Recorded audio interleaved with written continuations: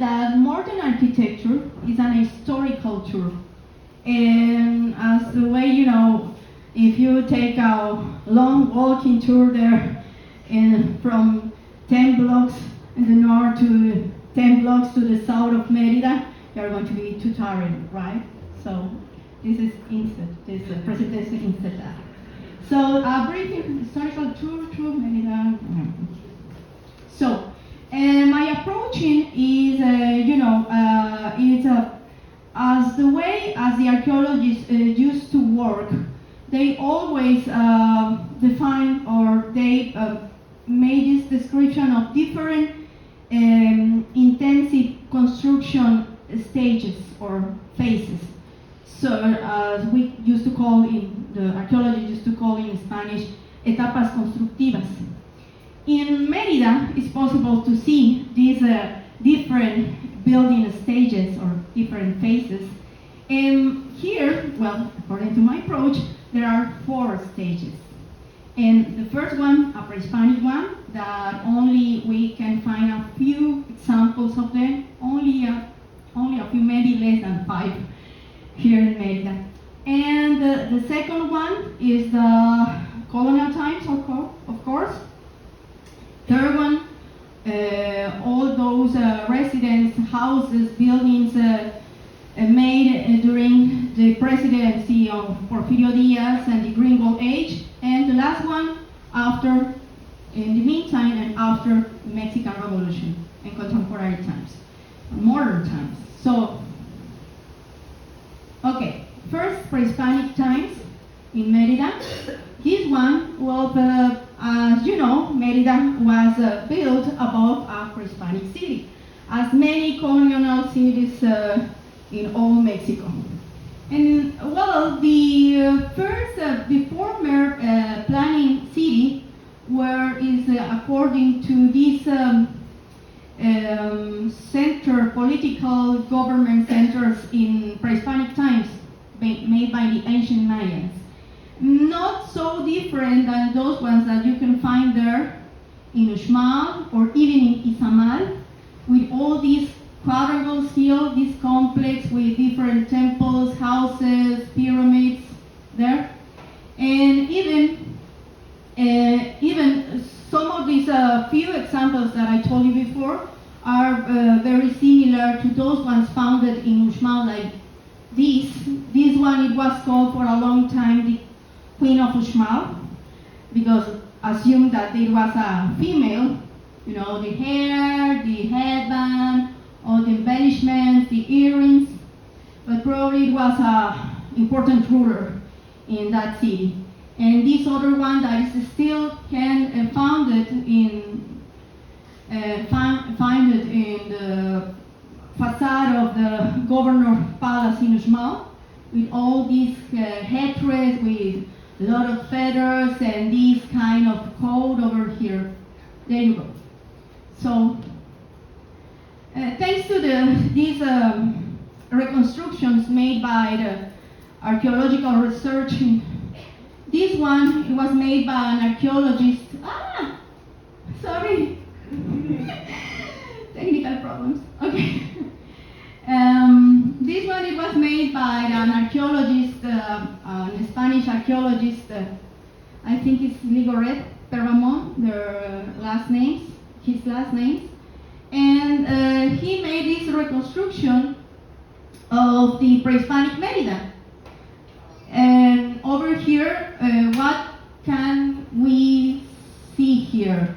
Okay, for the contemporary Mérida, we can find the main square over there. On the western side of the main square, there was the huge platform. And I get confused, but some of the sources say that it was the Baklung Cham. Now, honestly, I'm not sure, because in some sources that I find that it was the Baklung Cham, in another ones there's no name for this temple. And the other place is this area that now is the city market. Or these lines, before to be a city market, there was a fortress. and before that colonial fortress, there was this complex with this quadrangle that remind us to those ones in Uxmal, right? Or Izamal.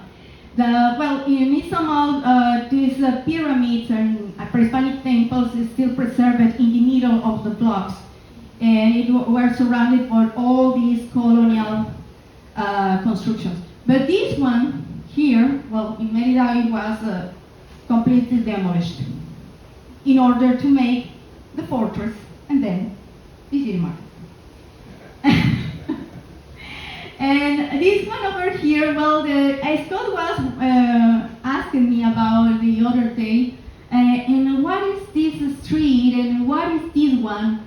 Okay, so here there is the, I was counting all the streets here, 60, 62, 64, 66, okay. According to me, I assume that this one, it was the impossible one, or the San Anton's Hill, el Cerro de San Antón, or el Imposible. It was destroyed in the late 18th century in order to make a road over here to go to Izamal. And even in the early 19th century, it was demolished at all. And even on the 50th Street, between 50 and 67, you'll find the commemorative plate that says the impossible one, and it was defeated. El imposible se venció.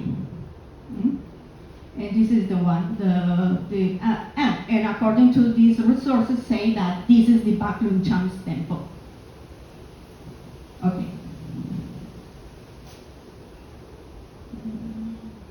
Okay. So this is diagram we're talking about the temple and all these complex. Very similar is a closer view of this one, that even it was described by the friars in its arrival here to Mérida. This one is a drawing and description of the friar Diego de Landa, describing how it used to look like this amazing, beautiful temple with all this chapel here that is very similar to the observatories that we can find in the Mayapan or Chichen Itza. This rounded temple over there, these arches here. And of course, these used to be where now is the city market. This one over here is the 65, where now it's called the wide street of the Bazar, la calle ancha del Bazar. Before that, it was a beautiful wall. I'll tell you about it later, okay? So, remains. What can we find about this of this splendor pre-Hispanic time here in Mérida, when it used to be named Ixcancijo? You know that all these rocks that used to be in the walls or part of these structures, these pre-Hispanic temples, were recycled and used to make the colonial buildings.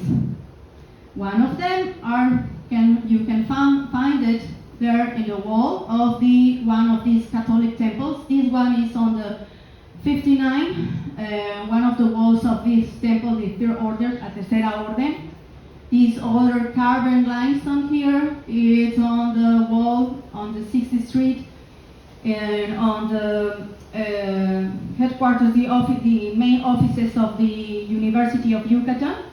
And this one, it has a very peculiar history. I don't know if you have heard about this sculpture. Now you can find it in this museum in the archaeological site in Sibilchaltún. It was called the Moro Musa because the people during the colonial times, the late colonial times, assumed that it was a Moorish person. well, probably this sculpture, it wasn't get so far from, remember that temple here? Yeah? Okay. That sculpture used to be for a while here during the 19th century, and it was called the Moro Musa Corner, la esquina del Moro Musa, because there wasn't a hotel named in that way. And it was, remember that here in Mérida there was a time with this system, in order to get an address, they put names to the corners, and that was part of the tradition here. And there you go. Probably, of course, is not so different to that sculpture that you can find in Uxmal in the facade of the governor's palace, right? And the coat here on the elbows, the headband, the hair, even those embellishments that used to be, well, they're used to represent the rulers with all these embellishments like scarves. It wasn't like tattoos, but with the bulky tattoos, sort of. And even, I don't know if the dots here were painted later or in pre-Hispanic times, but I find funny that face, right? Too impressive. Okay. So the colonial times, this second phase in Mérida's architecture. And this one, well, it was a long time. You know, it's the late 16th century to the early 1800s. And, well, you find all these beautiful carved porticos and all that we can find embellishment and with all these ornamented houses here in Mérida. And of course, beside the porticos of these Catholic temples, but these ones were, of course, where they have all these decoration. This is a grotesque style. The Montejo's gate, Montejo's house gate. This portico is on the 62nd Street. It was the house of an agent or encomendero, colonial agent. Remember that the encomenderos were these people who receive groups of natives or even pieces of land from the Spanish crown, una encomienda. And always these porticos were part of the houses of important people or even related to the ruler's class, okay? And even these ones were recovered from houses that were demolished in the middle of the 20th century. This one here, you'll find it in the atrium close to the gate of the Santa Lucia's church. It was in a house in the 58, I think, close to the downtown, close to the main square. And for a while it was the portico of a coffee shop, cafeteria named La Balsa. And this one, it has a particular story. This is the, can you recognize it? No? Is the gate, the main gate of the city hall. The main of the city hall, it was a portico that it was recovered by the suggestion of an archaeologist in the 40s. The original building there, where used to be this portico, was demolished, and these archaeologists suggest to move and be part of the main gate of the city hall. And even these doors weren't there. They weren't in a Catholic temple. And the 59, where now is a parking place. Okay, again, And you can see that all the houses, all these buildings used for the dwellers, for the Mérida's neighbors, were so simple, so plain. Even look at these little fortresses itself, right? Themselves. And even this picture dates from the middle in the late decades of the 19th century.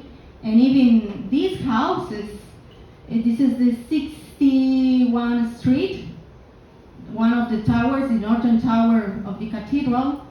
This is where the block where is now founded the Pichetas Mall and the Government Palace.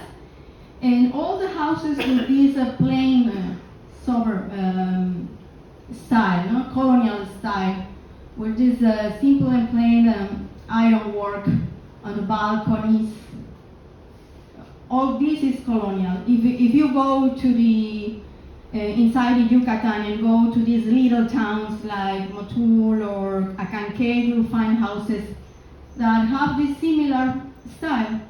They didn't been touched for a long time, but that changed in Yucatan in the late 1800s. We are going to see later that. Of course, remember that here, well, always just think that the architectonical styles and functions of the buildings were in function of the priorities of the rulers, right? In this case, the royal crown was worried about the evangelization of the natives and the safety of the neighbors, especially from the inner enemies, I mean the natives, right? And even they need to, be safe from all those that are coming from another places, especially pirates, right? But they are too far from the beach, so from the ports. So they need to be prepared, or they're always latent, this fear latent that the Mayan people could be, it could be a riot from them, right? So this is evangelization, and of course we find these beautiful carved porticos. This one is in San Cristobal, a neighborhood for the native from the central Mexico. This is in San John Church, San Juan. And this one, it was the first church in Mérida, even finished before the cathedral. It's beside the cathedral on the 61 and the 61st Street, the temple of Saint John of God, San Juan de Dios. Again, examples of these Catholic or the evangelization buildings. Santiago's church, made in the late 17th century.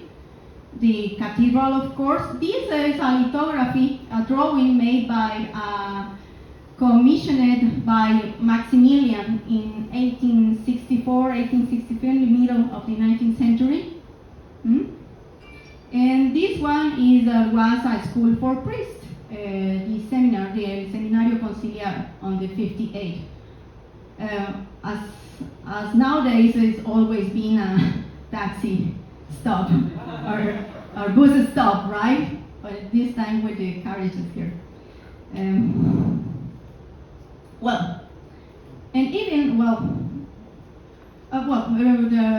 The fortification, fortress purposes. Remember that Mérida always has been seen like a place for white people, for Spanish people. And always there is this thought that it was people inside the walls and outside the walls. And part of that, it was, the arches were part of to be functional in that, with that purposes, right?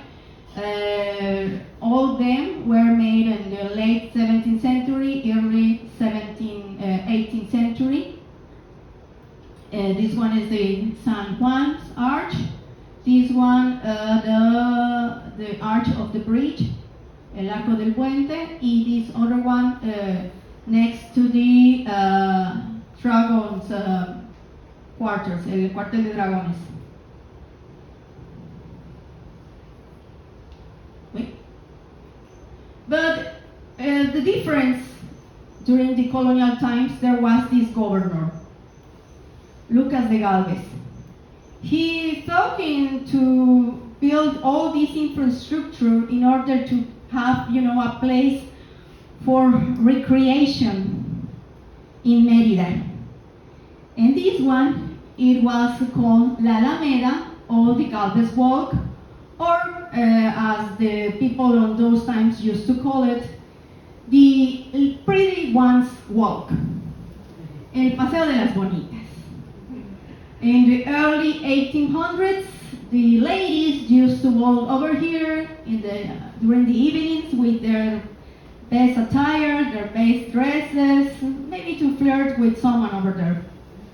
And just, or people are just sitting here and watch people passing by. That was the point, right? And it was part of this governor's initiative. These benches that used to be here along this wall now are found. You can find them in these limestone benches that were here along the wall in the Centenario Zoo Park.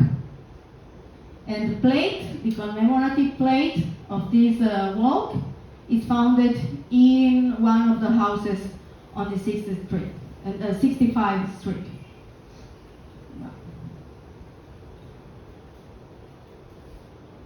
Of course, part of this fortification or the construction of fortress in Mérida was the San Benito Citadel. Remember that building that was described in the drawings of the Friar Landa?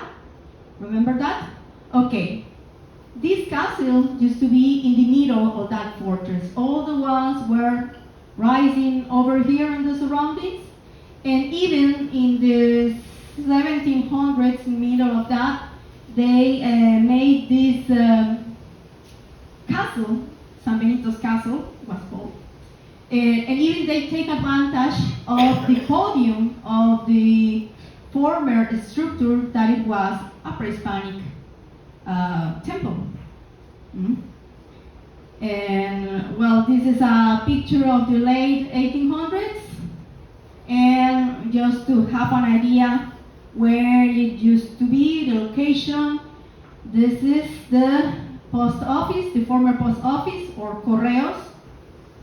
Over there are the towers of the cathedral, and this one on this side is the city market, where that now was replaced by a new building, the Lucas de Galvez City Market.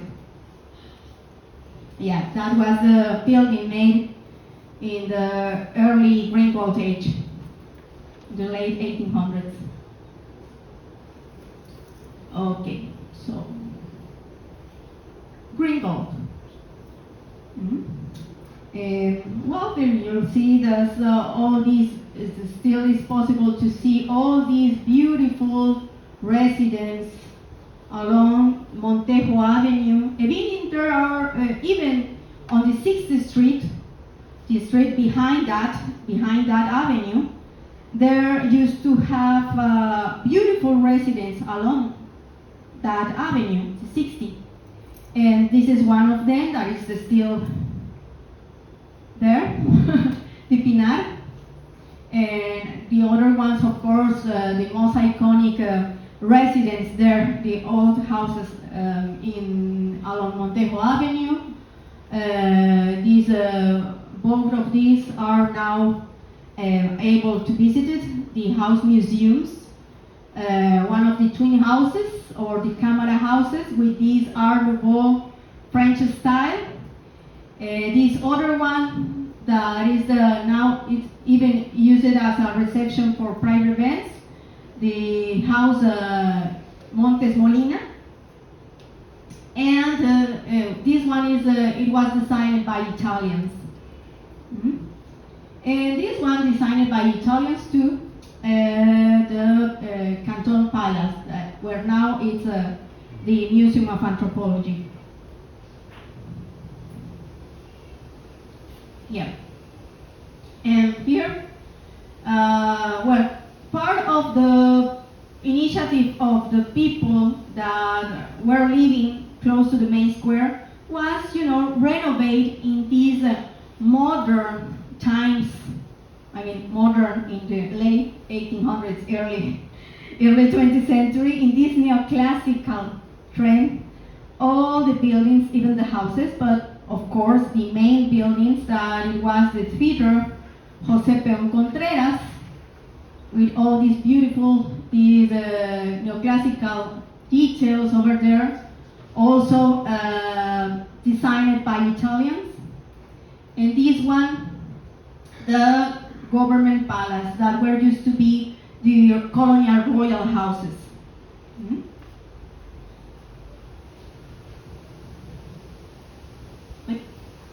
Okay. Also, we can find during these stage buildings for the commercial, educational, and also health purposes. This is the hospital Oran, where now is the avenue to the airport, the Itzaes Avenue, with all these neoclassical traits, features. This is one of the twin schools. This one, it was made for boys, for the girls. The other one, the twin building beside that is very similar, and now is where you can find the museum of for the Yucatecan song, Museo de la Canción Yucateca. Also, there is another old neighborhood, San Sebastián, that had their own two schools, one for the boys, another for the girls, with this similar architectonical structure. And this one here is the, it was a hardware store, the 19th century, el siglo XIX. Over there behind the post office, the former post office, was the Lucas de Galvez, the first building for the market city, Lucas de Galvez. And over here, all these stands along here is where it was the Galvez Walk, or the Bonitas Walk. And over here, this corner, the Moromusa corner. The Nicolas Bravo School, it was very common to find during this period of time schools for the elementary schools in these old neighborhoods. This one is in Santiago's neighborhood, Nicolas Bravo Elementary School, still an elementary school. And of course, part of this renovations in this neoclassic style. Part of that trend was this side of the Montejos house, the colonial portico, and beside, near to there's a colonial style replaced by this neoclassical one with these caryatides, really hard to pronounce word. Caryatides, caryatides. The columns in each side of the windows.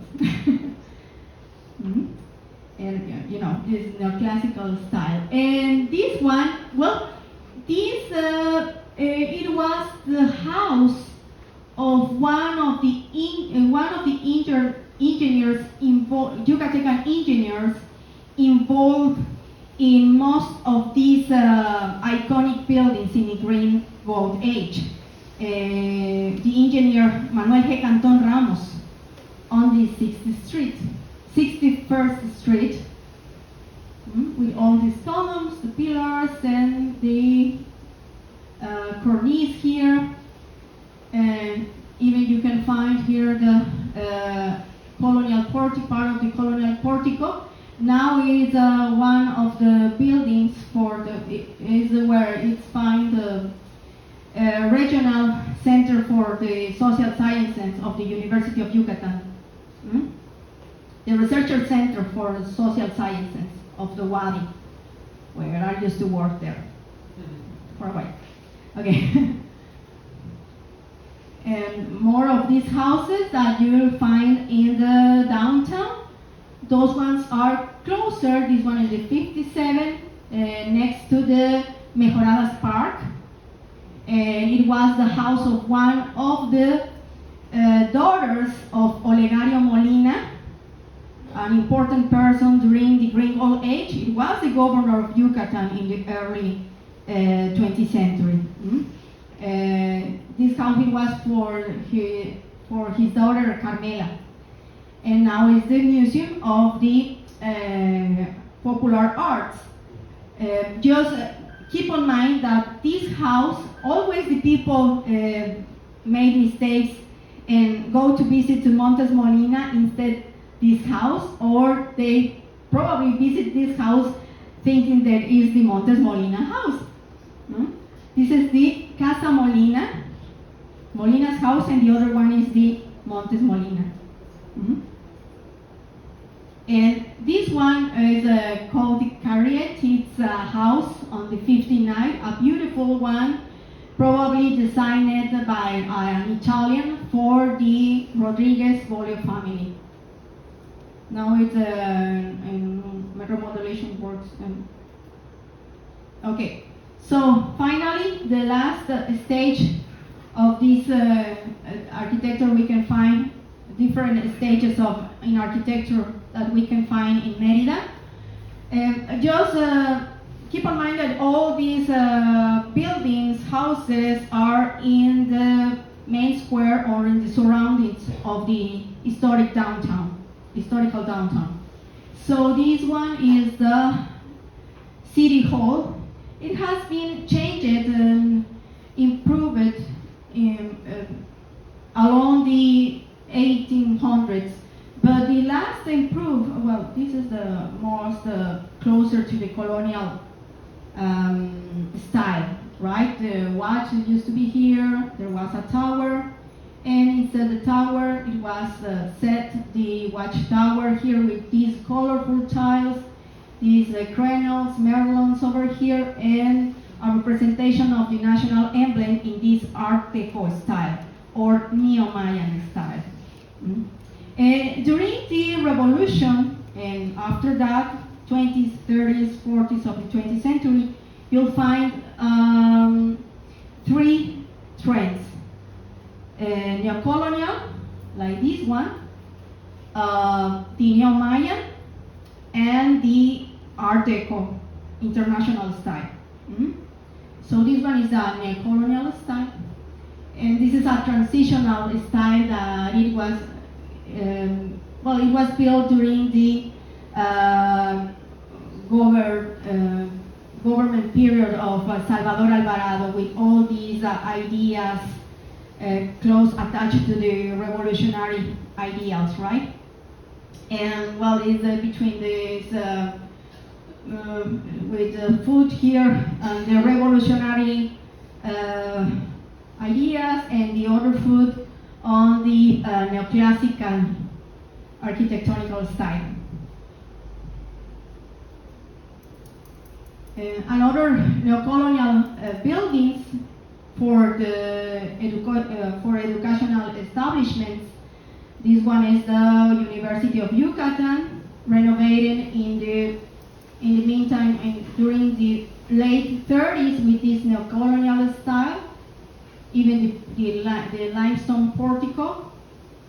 And this one is the Modelo School, the first stage of this school that you can find in the Montejos Avenue, closer to this roundabout, to the monument to the flag, and even beside this supermarket that begins with the W letter, right? And there you go, also made in the late 20s, early 30s, this neoclassic style, the colonial style. There you go, Neo-Mayan.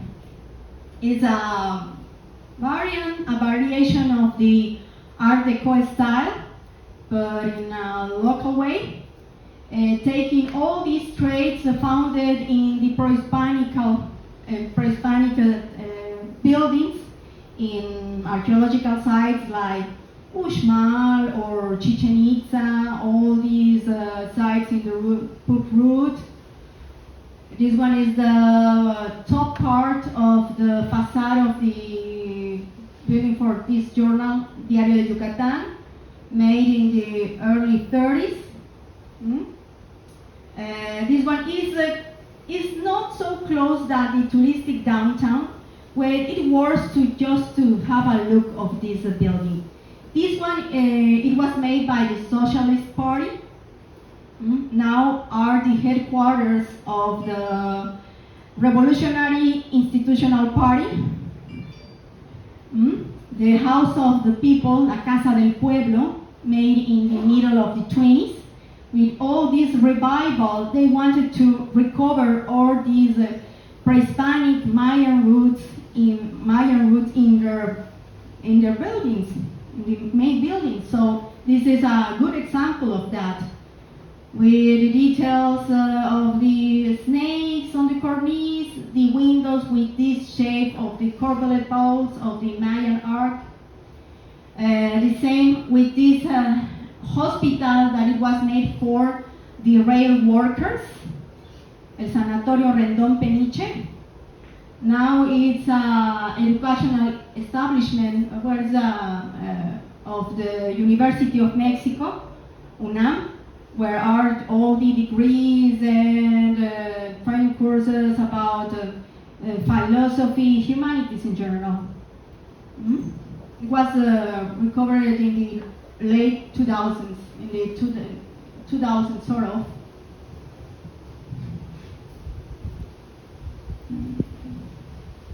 And there you go, the complex of the Las Americas Park. This is the fountain, the Mayan fountain with the descending feathered snakes, like those ones in the balustrade of the Kukulkan's temple in Chichen Itza. The long nose mask here. And this one is not anymore.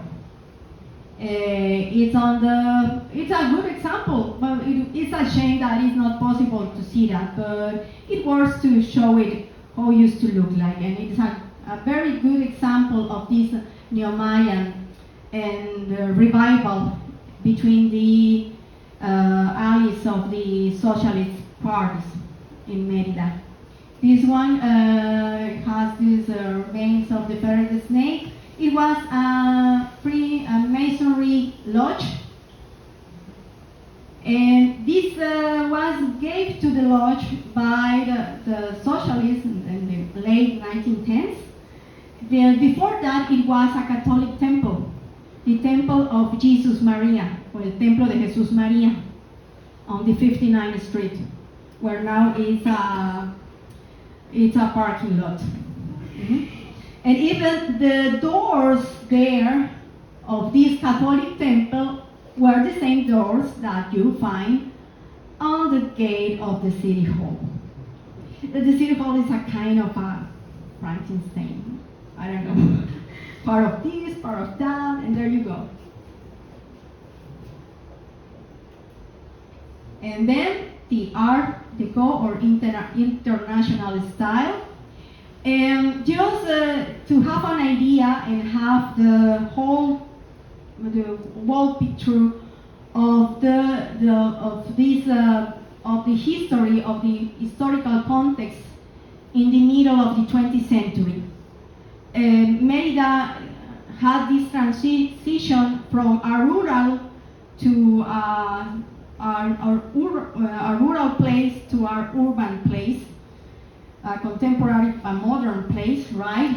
And even, why not remember that between the 30s, 40s, 50s, it was the golden age of the Mexican cinema. with all these main artists, Pedro Infante, Maria Felix, the comedians Tintan.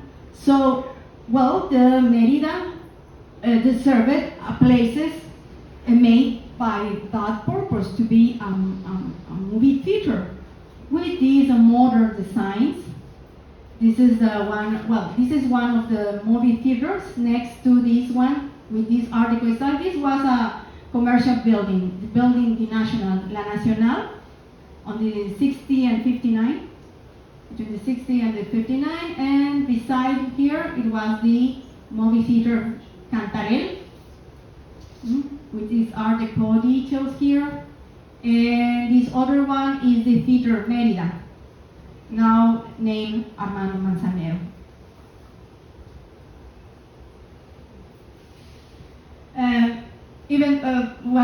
Just to have an idea why happened all this change. If you can see from the anthropological view, one of my teachers in human ecology asked us, to the students, how many of your grandparents were born, or these were born and raised in a city? No. For instance, my family, my 4 grandparents were born and raised in places not in Mérida, not in big cities. My grandmothers were born in Oshkutkap, the other one in Yucatán, that is a little down 1 hour, kind of, from Campeche City, and my grandparents were born in Muna, and the other one in the Izamal. Izamal, right? Am I asking to my sister? Izamal, right? Yeah. So there you go. My parents were born or were raised in bigger cities, and then my sisters and I were born and raised in a big city. So just to have an idea how not only in Mérida, in all Mexico, the dwellers were have this experience to this transition to the rural to the urban Mexico. Just to have an idea why we are going to find in the middle of the 20th century this a lot of intensive production of buildings for movie theaters, for commercial, for trading purposes in this time. So this is one of them, made in the late 20s. This one, this is a good view. I took this picture because it wasn't a good picture of this part here, the top part of this modern Art Deco style, late Art Deco style from the late 40s, early 50s, and in Mérida's downtown, the towers of the cathedral. And this one with this iron welding made in this Art Deco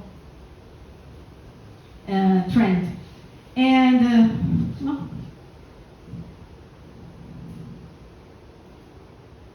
and then of course the modernity, post-modernity maybe, with all these completely functional buildings for commercial purposes, right?